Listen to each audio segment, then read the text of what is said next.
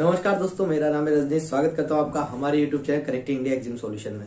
दोस्तों, connecting India EXIM solution ऐसा platform है जहां पे आपको एक्सपोर्ट इंपोर्ट से रिलेटेड कंप्लीटली जानकारी दी जाती है, सारी प्रोसीजर समझाया जाता है, डॉक्यूमेंटेशन, कॉस्ट प्रिपरेशन, आपका किस तरीके से बायर फाइंडिंग होगा, किस तरीके से एक्सपोर्ट होगा, किस तरीके का प्रोडक्ट आपको सेलेक्ट करना है, किस मार्केट के लिए क्या प्रोडक्ट रहेगा।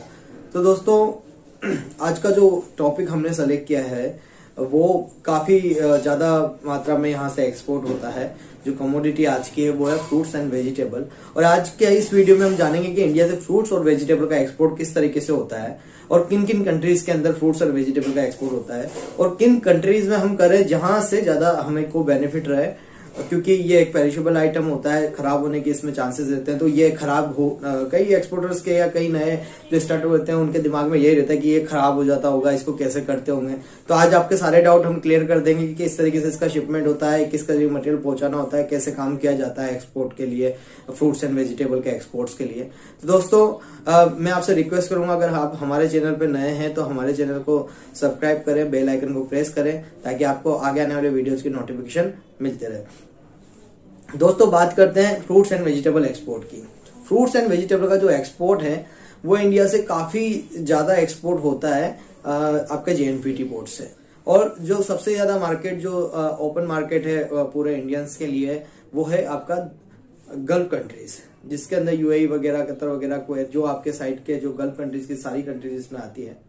तो यहाँ पे आपका 90-95% वो लोग वहाँ इंपोर्ट करते हैं इंडिया से, और ज्यादातर सारा मटेरियल वहाँ यहाँ से सारा प्रोडक्ट जो भी आपका जो है कमोडिटी सारी पूरा गल्फ कंट्रीज में ही जाती है।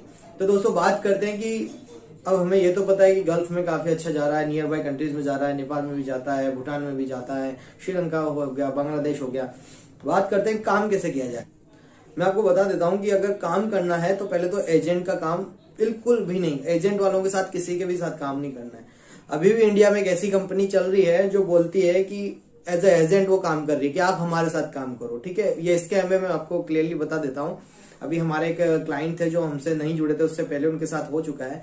वो बनाना, फ्रूट्स, वेजिटेबल ऐसे करके उनका शिपमेंट करवाते हैं और आपको बोलते हैं आप 50% इन्वेस्टमेंट करो, 50% हम करते हैं, और फिर वहां मटेरियल चला जाता है। उसके बाद आपको पैसे आने के, पैसा आपका आएगा, पर कैसे आएगा वो मैं बता देता हूँ। आपको वो कांटेक्ट करेंगे या आप उनसे कांटेक्ट करेंगे। उन्होंने आपको फेसबुक, लिंक्डइन और काफी सारी जगह पे उनकी मार्केटिंग की होती है। वो लिखते हैं कि आप हमारे साथ एक्सपोर्ट करें, ठीक है। तो आप उन लोगों के साथ एक्सपोर्ट करेंगे तो वहां पे वो आप लोगों को बोलेंगे कि भाई आप फ्रूट्स और वेजिटेबल हमारे थ्रू एक्सपोर्ट करो, या इंडिया का कोई भी प्रोडक्ट्स आप हमारे थ्रू एक्सपोर्ट करो दुबई के अंदर। तो आपको इस डेट में ये पेमेंट, आप आधा पेमेंट आप कर दो, आधा हम करते हैं, और आप काम चालू करते हैं। तो उनके थ्रू ही सारा होगा, आपको कुछ भी जानकारी उसमें नहीं आएगी, बस वो आपको इन्वेस्टमेंट लिस्ट देते रहेंगे। फिर वो क्या करेंगे, एंड में आपको क्या बोलेंगे कि देखो आज हमने जो प्रोडक्ट भेजा था उसकी रेट तब तो ये थी, और अभी ये इनवॉइस वहां से आई है, देखो वहां पे इस मार्केट में जो वहां दुबई का सबसे बड़ा फ्रूट्स मार्केट है वहां पे अब तो आज तो ये रेट चली गई, डाउन चले गया। तो आपको आपका पैसा काट के जो आपका पैसा बचेगा वो दे देंगे। जो आप जो कमाई करते थे वो उन्होंने कर ली। तो इस तरीके से एक तरीके का स्कैम अभी बहुत इंडिया में भी चल रहा है, और गल्फ में तो ऑलरेडी कई सारी कंपनीज डिफॉल्टर हो चुकी है जो फ्रूट्स एंड वेजिटेबल के बिजनेस में थी। तो मैं आपको यही कहना चाहूंगा कि आप बिल्कुल इस तरीके की कंपनियों का बिल्कुल ध्यान रखें, किसी के बहकावे में नहीं आए। अगर आपको एक्सपोर्ट करना है तो आप हमारी मदद लें, हमारी नहीं किसी भी कंसल्टेंट की मदद लें। थोड़ा सा मार्केट को, या फिर आप खुद से ही मार्केट को समझें। अगर आपका कोई पर्सन दुबई वगैरह में है या कहीं पे भी है तब तो आप एक्सपोर्ट कर लें, और अगर नहीं भी है तो आप उन्हीं कंपनीज को एक्सपोर्ट करें जो ऑलरेडी इंडिया के मार्केट में काम कर रही है। दूसरी बात यह है कि जो जेन्युइन हो और आपको एडवांस पेमेंट दे सके। विदाउट एडवांस पेमेंट के कहीं भी किसी भी पार्टी के साथ काम नहीं करना है भाई। आपका प्रोडक्ट है तो आपकी पेमेंट टर्म्स होनी चाहिए, सबसे बड़ी बात ये। तो चलो दोस्तों, ये तो आप एक कॉमन बात है जो फ्रूट्स एंड वेजिटेबल के, मैंने इसलिए बताई क्योंकि फ्रूट्स एंड वेजिटेबल के मार्केट के अंदर बहुत ज्यादा फ्रॉड हो रहा है, बहुत ही ज्यादा फ्रॉड हो रहा है। 30-40 कंपनी ऑलरेडी डिफॉल्टर हो चुकी है दुबई के अंदर। तो आप कब एक्सपोर्ट, जो फ्रूट्स एंड वेजिटेबल का एक्सपोर्ट करने से पहले आप ये चीजें समझना बहुत जरूरी है कि भाई मार्केट में रिस्क क्या क्या है। तो जब भी हम एक्सपोर्ट करते हैं तो एक्सपोर्ट के रिस्क भी हमें पता होना चाहिए। अगर आपको एक्सपोर्ट के रिस्क के बारे में जानना है तो आप हमारा एक अलग से एक वीडियो है, वीडियो का लिंक आपको डिस्क्रिप्शन में मिल जाएगा, या आप हमारे चैनल पर क्लिक करके उस वीडियो को देख सकते हैं, रिस्क इन इंटरनेशनल मार्केट, ठीक है। तो बहुत सारी रिस्क होती है और उसमें से एक रिस्क ये भी है, इसलिए मैंने आपको ये जानकारी देती है क्योंकि फ्रूट्स वेजिटेबल में काफी सारा ये प्रॉब्लम आ रहा है अभी, और हमने देखा है काफी लोगों के पैसे डूब चुके हैं। काफी लोग पहले से काम कर रहे थे, काफी नए थे, और नए लोगों को ये लोग काफी आसानी से उलझा लेते हैं, ठीक है। तो आज अगर आप ये वीडियो देख लेंगे तो आपको ये चीज समझ में आ जाएगी फ्रूट्स वेजिटेबल का एक्सपोर्ट कैसे करना है और किन किन टर्म्स पे करना है, किस तरीके से बीएल का अगेंस्ट पेमेंट होता है, किस तरीके से नहीं होता है, शिपिंग कैसे होगा, सब कुछ सारा सिस्टम हम आपको बताते हैं। तो चलिए दोस्तों शुरू करते हैं। फ्रूट्स और वेजिटेबल का एक्सपोर्ट शुरू करने के लिए अगर आप बिल्कुल नए एक्सपोर्टर हैं तो मैं इस शुरुआत से आपको बताता हूँ। आपको सबसे पहले एक प्रोप्राइटरशिप फर्म या जीएसटी नंबर आपको रजिस्टर करना है। ठीक है, आपको सिंपली एक जीएसटी नंबर रजिस्टर करना है। जीएसटी नंबर रजिस्ट्रेशन करने के लिए आपको ज्यादा 1000-1500 रुपए का खर्चा आता है।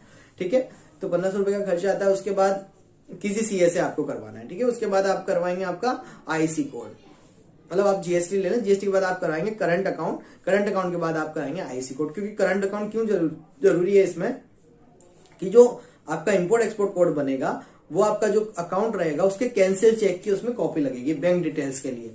तो सबसे पहले आपको खुलवाना है, आपका जीएसटी नंबर आपको लेना है। उसके बाद आपको करंट अकाउंट खुलाना है। करंट अकाउंट खुलाने के बाद आपको इंपोर्ट एक्सपोर्ट कोड लेना है। हार्डली आपका 3000 रुपए बैठता है, ज्यादा से ज्यादा कोई भी खर्चा आता है तो ये 3000 रुपए से ज्यादा खर्चा नहीं।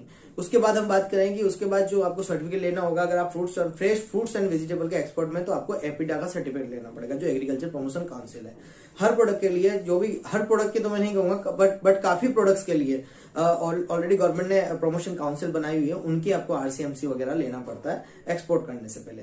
तो इस तरीके से आपको एपिडा लेना पड़ेगा। एपिडा की जो गवर्नमेंट फीस है वो करीब 6000 और किसी कंसल्टेंट के द्वारा आप बनाते हैं तो आपको 7 to 8000 रुपीज चार्ज करते हैं ये एज अ सर्विस चार्जेस। अगर आप खुद से बनाए तो आपको 6-7 हजार रुपए में वो पड़ जाता है। ठीक है, तो इस तरीके से आप एपिडा भी थोड़ा सा बाद में ले सकते हैं, जब आपको मार्केट समझ में आने लग जाए, आप थोड़े किसी से बात करने लग जाए तब ले लीजिए। पर इनिशियली आप आईसी, जीएसटी और ये आरसी एक और इम्पोर्टेंट सर्टिफिकेट एमएसएमई भी आप ले सकते हैं। 300-350 रुपए में कोई भी आपको बना के दे देता है, मोस्टली ज्यादा से ज्यादा 500 रुपए में, जिसमें आपका क्रेडिट का काफी सारा रिस्क कवर होता है और मतलब लोकल डोमेस्टिक मार्केट के लिए, और आपको फाइनेंस वगैरह लोन वगैरह मिलने में भी और आपका करंट अकाउंट खुलाने में भी एमएसएमई के सर्टिफिकेट से आपको मदद मिलेगी। तो दोस्तों ये तीनों चारों सर्टिफिकेट आपको ले लेने हैं और उसके बाद हम आगे बढ़ते हैं। हमें क्या करना है, सिंपली एक बायर फाइंडिंग करना है। उसके बाद बायर फाइंडिंग आप कर लेते हैं, मान लीजिए आपके पास बायर है, सब कुछ हो गया है, तो आपको उसको रेट कोट करना है। अब रेट कोट कैसे करेंगे, बायर से सिंपली पूछना है। देखो क्या होता है कि कहीं हम जब भी हम आज मोस्टली जब नियर बाय कंट्री में डील करते हैं तो वो आपसे सीआईएफ ही रेट मांगते हैं, मतलब फ्रेट भी आपका ही मांगते हैं।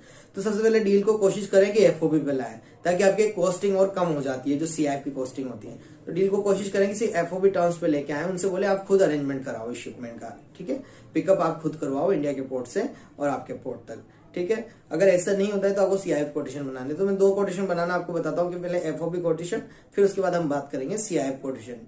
या हम ऐसा कर लेते हैं, पहले आपको सीआईएफ कोटेशन बता देते हैं क्योंकि सीआईएफ कोटेशन सबसे ज्यादा डिमांड में रहता है अगर हम गल्फ कंट्रीज, आपको बांग्लादेश, नेपाल वगैरह और आसपास की बात करें तो। अब सीआईएफ कोटेशन होता क्या है, सीआईएफ कोटेशन का मतलब होता है कॉस्ट, इंश्योरेंस एंड फ्रेट। मतलब आपकी जो कॉस्ट रहेगी उसके अंदर आपके मटेरियल की cost plus insurance plus freight, ठीक है, वो सब कवर होता है। अब कॉस्ट में आपको क्या क्या जोड़ना है, आपको आपके मटेरियल की कॉस्ट जोड़ लेना है। ठीक है, कितना टोटल आपका मटेरियल जा रहा है, 25 टन 20 टन आपका जा रहा है, तो 20 टन में आपका क्या कॉस्टिंग आ रही है, पहले तो मटेरियल की कॉस्ट। उसके बाद आपको उसको पैकेजिंग करना है तो पैकेजिंग कॉस्ट। उसके बाद आपको लोडिंग करना है कंटेनर के अंदर तो कंटेनर लोडिंग की कॉस्ट। फिर कंटेनर का जो मूवमेंट हुआ आपके यहाँ आएगा सीएचए, आप जो पोर्ट पे, जिस भी पोर्ट से आपका कंसाइनमेंट जाएगा वहां आप सीएचए पकड़ेंगे, सीएचए से उसकी कॉस्टिंग ले लेंगे कि भाई हमारे यहाँ पहुंचाने का और यहाँ से वहां वापस कंटेनर आपके सीएफएस में जाएगा या पोर्ट से जाएगा तो कितना खर्चा लगेगा और बाहर के यहाँ तक पहुंचने में कितना खर्चा लगेगा। तो सीएचए से आप कंप्लीटली ये सारी जानकारी ले सकते हैं। ये सारी कॉस्टिंग आपको जोड़ लेनी है, जोड़ने के बाद आपको बायर को दे देनी है। इसी में आपको मार्जिन भी आपका जोड़ लेना है।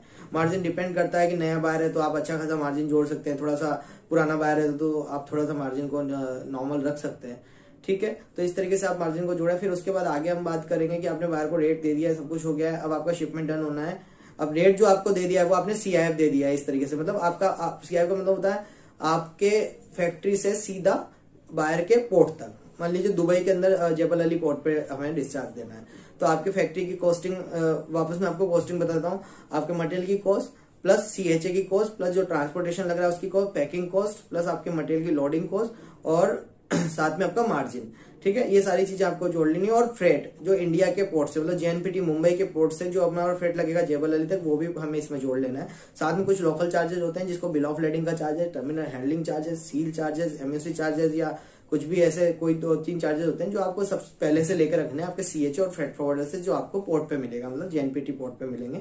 उनका आप सर्च कीजिए, नेट के माध्यम से मिलेंगे। अगर आपको नहीं मिलता है तो आप हमारे स्क्रीन पे दिए गए नंबर से हमसे कॉन्टेक्ट करें, हम आपको प्रोवाइड करा देंगे। ठीक है, तो इस तरीके से आपको सारी कॉस्टिंग जोड़ लेनी है, जोड़ के आपको बाहर को दे देनी है। ये तो हुई सीआईएफ की बात। अब एफओबी की बात करें तो एफओबी फ्री ऑन बोर्ड, मतलब इंडिया के पोर्ट तक। तो एफओबी के अंदर क्या नहीं जोड़ना है, सिर्फ फ्रेट नहीं जोड़ना है।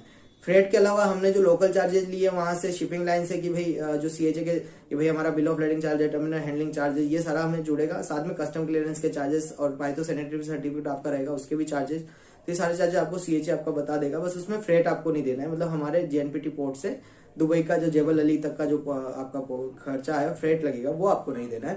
बाकी सारे खर्चे आपको इसमें आपकी कॉस्टिंग के अंदर जोड़ लेना है, ठीक है। तो इस तरीके से आपको बायर को एफओबी की कोटेशन और सीआईएफ की कोटेशन आपको देनी है। बायर आपको परचेजिंग ऑर्डर देगा। परचेजिंग ऑर्डर देने पर सबसे इंपॉर्टेंट थिंग जो निकल के आती है वो आती है पेमेंट टर्म। तो पेमेंट टर्म्स आप सिंपली उनको बोलिए मुझे 50% एडवांस दे दीजिए, 50% आपको स्कैन बीएल की कॉपी के अगेंस्ट देना है, ठीक है। इसी टर्म्स पे काम करो, स्टिक रहो अपनी टर्म्स के साथ, अदरवाइज आप फेल हो जाएंगे। क्योंकि अभी बहुत मतलब फ्रूट्स और वेजिटेबल का मार्केट ऐसा हो गया कि आप वहां काम करना बहुत मुश्किल है, ठीक है। तो अभी इस चीज को समझ लें कि उनको बोले अगर मेरी रेट्स आपको अच्छी लग रही है, रेट सही है, मैं आपको मटेरियल क्वालिटी का दूंगा, सब कुछ अच्छा दूंगा, वो मुझे एटलीस्ट 50% पेमेंट एडवांस दें, 50% against the scan copy of bill. अब यहाँ पे आप बायर का एक बार क्या करता है, जब सीआईएफ के कोटेशन होते हैं तो बायर आपको क्या बोलेगा, 80% पेमेंट में दूंगा स्कैन कॉपी के अगेंस्ट, या 70% दूंगा, 30% इंस्पेक्शन के बाद दूंगा। तो कभी भी चाहे 10% हो, 20%, 30%, इंस्पेक्शन के बाद का पेमेंट कभी रखना ही नहीं है, कभी भी नहीं रखना है। और 80% बीएल के अगेंस्ट भी कब रखना है, जब आप बायर को थोड़ा जानते हो, उसके साथ काम कर रहे हो, ठीक है। आपको सिंपली पेमेंट रखना है 50% एडवांस, 50% बाद में। तो इस तरीके का आप पेमेंट टर्म्स रखो। क्योंकि देखो बीएल के अगेंस्ट पेमेंट रखने में भी एक ये प्रॉब्लम है, मान लीजिए आपका माल यहाँ से निकल गया, अब बीएल के अगेंस्ट डॉक्यूमेंट के अगेंस्ट आपको मिलेगा पेमेंट। अब वो बोलेगा नहीं नहीं अभी तो मुझे नहीं चाह रहा, मेरे तो थोड़ा सा प्रॉब्लम हो गया है, ये हो गया, वो फिर बोलेगा अभी तो मेरे पास 50% ही अमाउंट पड़ा है, आप ये ले लो। तो आपको क्या लगेगा, अरे 100% तो डूब रहा था, उससे अच्छा 50% आ जाए। तो आपका एक तरीके का स्कैम भी, इस तरीके भी कई सारे स्कैम हो चुके हैं ऑलरेडी। तो इस तरीके से आपको क्या करना है, पहले से आपको 50% लेके चलना है और 50% आपको बाद में बाहर से ले लेना है। तो बाहर का अगर कुछ पैसा आपके पास होगा ना, 30% आप ले लो, 40% ले लो, 50% ले लो, पर एडवांस जरूर ले लो, ताकि उसका पैसा आपके पास है तो वो कभी भी ये नहीं बोलेगा नहीं नहीं मुझे मटेरियल अब नहीं चाहिए, ठीक है। मतलब मुझे फिर उसको लेना ही रहेगा, उसको पता है कि मेरा 30-40% उलझा हुआ है। तो इस तरीके से आपको डॉक्यूमेंट के अगेंस्ट पेमेंट पे काम करना है। और डॉक्यूमेंट हमेशा जो भी भेजें आप, चाहे किसी भी मोड के थ्रू आप कर लें, अगर स्कैन कॉपी के डॉक्यूमेंट, अगर आपको पूरा पेमेंट स्कैन कॉपी के अगेंस्ट मिल गया है तो वेल एंड गुड है। और अगर आप कोई क्रेडिट अगर बायर को दे रहे हैं कि जैसे वो बोलते हैं 50% में आपको दूंगा यहाँ पहुंचने के बाद, अगर आप उस पर एग्री हो जाते हैं, मान लीजिए आपका कोई बंदा वहां है या किसी भी तरीके से आप एग्री हो गए, आपका दिमाग माइंड सेट है, आपको लगता है 50% जो इन्होंने एडवांस दिया उसमें तो मेरी कॉस्ट कवर हो गई, 50% की रिस्क ले लेते हैं, या कुछ भी आपके दिमाग में चला और आपने ले ली रिस्क, तो उस सूरत में आपको क्या करना है, आपको जो डॉक्यूमेंट है बाहर को डायरेक्ट नहीं भेजने हैं, ठीक है। उसमें आपको कराना है ईसीजीसी का कवर, और डॉक्यूमेंट जो आपको भेजने हैं वो आपको भेजने हैं बैंक के थ्रू, ठीक है। उसको बोला आपका बैंक का एड्रेस दो, मैं मेरे बैंक के थ्रू आपको डॉक्यूमेंट भेज रहा हूँ, 1 महीने का मैं उसमें टर्म्स लिखूंगा या 4 दिन का 10 दिन का टर्म्स लिखूंगा कि 50% एडवांस हम ले चुके हो, 50% हमें ये 15 दिन 20 दिन जो भी आपसे टर्म्स हुई है 10 दिन बाद वो आप हमें पेमेंट कर देंगे। तो इस तरीके से बैंक के थ्रू भेजो। बैंक के थ्रू भेजने में अगर आपका पेमेंट नहीं आता है तो आरबीआई को यहाँ के बैंक भी लिखते हैं और वो उस बैंक के साथ वो कांटेक्ट करते हैं, और वहां से वो उस जो कंसाइन होता है उसको एक मतलब एक तो थोड़ा सा थ्रेट क्रिएट हो जाता है, और वो फियर में रहता है कि हाँ यार अब मेरे बैंक से मेरे पास ये नोटिफिकेशन आया कि आपने पेमेंट नहीं किया, और इस तरीके से हमारे पास इंडियन गवर्नमेंट या इंडिया के आरबीआई वगैरह से इस तरीके का मेल आया है, या हमारे इंडिया के बैंक से इस तरीके का मेल आया कि आपके क्लाइंट ने हमें पेमेंट नहीं किया है। तो वो उसको ब्लॉक भी कर सकते हैं, हो सकता है उसका अकाउंट भी वहां से सीज कर सकते हैं। तो इस तरीके से उसको भी एक फियर रहेगा कि हाँ इस तरीके की कार्रवाई हो सकती है और बैंक के थ्रू डॉक्यूमेंट लेने में, तो उसको वो पेमेंट देना ही पड़ेगा, ठीक है। तो इस तरीके से आप कैश अगेंस्ट डॉक्यूमेंट पे काम करो, बैंक के थ्रू पेमेंट पे काम करो। तो इस आगे हम बढ़ेंगे फ्रूट्स वेजिटेबल के एक्सपोर्ट के लिए। आपने पेमेंट टर्म्स इस तरीके से रख लिया, आपने यहाँ से क्या करा, कंसाइनमेंट भेजा, जिस भी दिन आपका वेसल हो उसके 1-2 दिन पहले आप यहाँ से निकालो, और जो कंसाइनमेंट आपका जाएगा वो जाएगा एक रिफर कंटेनर के अंदर। मतलब रिफर जो आपके कई लोगों की प्रॉब्लम ऐसा रहता है ना, परेशानी रहती है, कई लोग परेशान रहते हैं कि यार सब्जी तो 2 दिन में सड़ जाएगी, 5 दिन में सड़ जाएगी। तो वो जो कंटेनर होता है वो रेफ्रिजरेशन वाला कंटेनर होता है, ठंडा कंटेनर होता है, उसके अंदर आपका मटेरियल स्टफ करता है। कौन करता है? आपका सीएचए करता है पोर्ट के ऊपर। वो कंटेनर आपके यहाँ आता है, आप खुद भी उसके अंदर डाल देते हैं सब फ्रूट्स और सारा, और यहाँ से वो चला जाता है पूरा आपका वापस सीएफएस में। फिर वहां पे वो रिफर की जगह पे वो रिफर कंटेनर रहता है, उसमें टेम्परेचर वगैरह सब कुछ सेट रहता है, तो आपका कोई मटेरियल वगैरह उसमें खराब नहीं होता है, ठीक है। और बाहर के पोर्ट पे वो जाके उतरता है। तो इस तरीके से आपके पास जब आपका कंसाइनमेंट यहाँ से चला जाता है तो आपको शिपिंग लाइन की तरफ से एक बिल ऑफ लेडिंग का कॉपी आता है, उसकी 5 कॉपीज आती है। 3 कॉपी आपको बायर को भेजनी होती है। उस पर लिखा होता है first original, second original, third original. हमेशा काम करें लाइनर बीएल के साथ काम करें, कोशिश करें, और बड़ी लाइन और अच्छी शिपिंग लाइन के साथ ही काम करने की कोशिश करें, ठीक है। तो आपके पास जो डॉक्यूमेंट आए वो आपके कुछ सर्टिफिकेशन पाए तो क्या इनके सर्टिफिकेट आपको अटैच करके इनवॉइस वगैरह अटैच करके आपको बाहर को या तो मेल कीजिए। बाहर चाहता है कि मुझे यहाँ कुरियर कर दो तो आप कुरियर कर दीजिए, पर कुरियर आप यूज करें। कई सारी छोटी कंपनीज है जो कुरियर की जो है उनमें आपको काफी सारा चार्जेस बच जाता है। बड़ी बड़ी कंपनियों के थ्रू करने में आपको जस्ट डबल कॉस्टिंग आती है। तो डॉक्यूमेंट वगैरह आपको भेजते हो तो कुछ कुरियर है जिनके थ्रू आप भेज सकते हैं। जैसे आपका RMX हो गया, RMX के साथ आपका प्रोफेशनल कुरियर हो गया। ये कुरियर की कॉस्टिंग अच्छी काफी कम आती है, तो इनके थ्रू आप भेज सकते हैं, ठीक है। तो इस तरीके से आप अच्छे से काम कर सकते हैं और आपका कुरियर आपने भेज दिया बाहर, वहां आपका डॉक्यूमेंट दिखाएगा और उनसे आपका कंटेनर वहां से छुड़ा लेगा। तो दोस्तों इस तरीके से आपको फ्रूट्स एंड वेजिटेबल का एक्सपोर्ट करना होता है। आपको बाहर से सारे कोटेशंस वगैरह आप प्रॉपरली तरीके से बना के भेजें। अगर आपको फिर भी कोई जानकारी चाहिए, कोई मदद चाहिए, तो हमारी सिंपल सी स्मॉल सी हमारा कंसल्टेंसी चार्जेस होता है, वो आप पे करके हमारे से 1 टाइम कंसल्टेंसी ले सकते हैं, या आप हमारे साथ जुड़ के भी काम कर सकते हैं। हम 1 ईयर का एक एक्सपोर्ट सपोर्ट प्लान भी चलाते हैं जिसके अंदर आपको कम्प्लीटली सेटअप प्रोवाइड कराया जाता है। बिल्कुल अगर आप नए एक्सपोर्टर हैं तो हमारे साथ आप जुड़ सकते हैं। साथ में अगर आपको ट्रेनिंग चाहिए एक्सपोर्ट इंपोर्ट से रिलेटेड, तो हम 8 से 10 दिन की हमारी ट्रेनिंग भी हम चलाते हैं शॉर्ट ड्यूरेशन में। उसमें आपको सारा गाइड करके जाता है, सारी चीजें आपको समझा दी जाती है, और उसमें साथ साथ हम 1 मंथ की कंसल्टेंसी भी आपको देते हैं, और साथ में हम कुछ बाहर का डिटेल्स डेटाज भी हम उसके अंदर प्रोवाइड कराते हैं। तो दोस्तों ये आशा करता हूँ ये जो वीडियो था इससे आपकी ये जो जानकारी हमारे द्वारा दी गई आपको समझ में आएगी सारी चीजें। मिलते हैं हमारे नेक्स्ट वीडियो में। Thank you very much.